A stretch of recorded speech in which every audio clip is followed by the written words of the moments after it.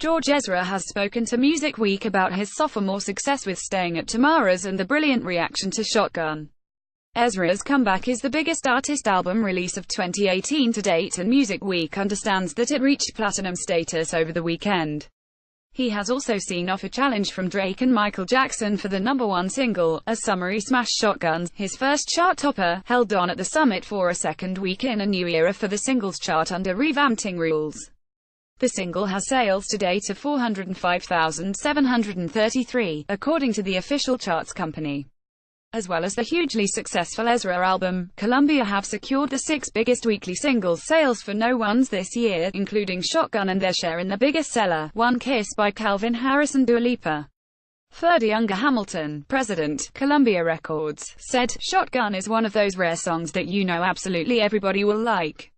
As soon as George wrote it, we couldn't wait for him to release it. Having a second single, which comes after the album is released, go to #1 is a pretty rare thing these days and a testament to the songs he is writing."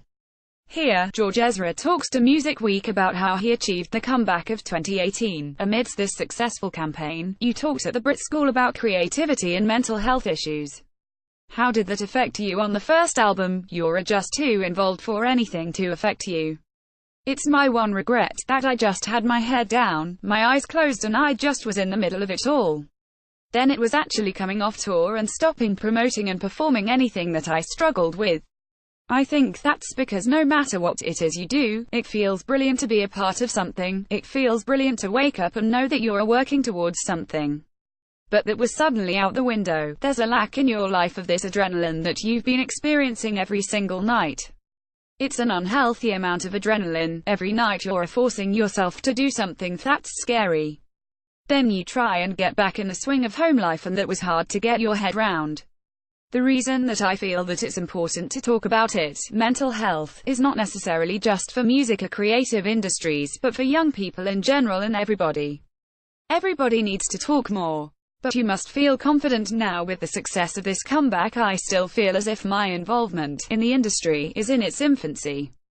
I'm only on my second record, but it feels like I actually know what I'm doing this time around. How did you overcome difficult second album syndrome? I don't know. I love the record, and therefore it's a pleasure to promote it and to perform it. I think people, subconsciously even, can tell if you're telling the truth, but I can't answer why it's worked. How do you feel about selling out Wembley Arena? I go through waves of kind of being extremely excited and feeling like you've got this, and then waves of what on earth is going on and how has this happened.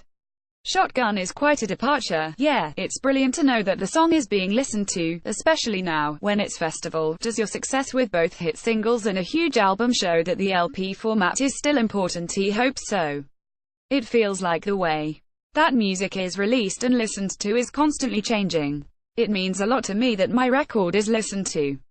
I hope that I continue writing and recording albums instead of EPs, not that I'm against them, but that's just how I like to do it. To read Music Week's report on the George Ezra campaign, subscribers can click here. To subscribe and never miss a big industry story, click here.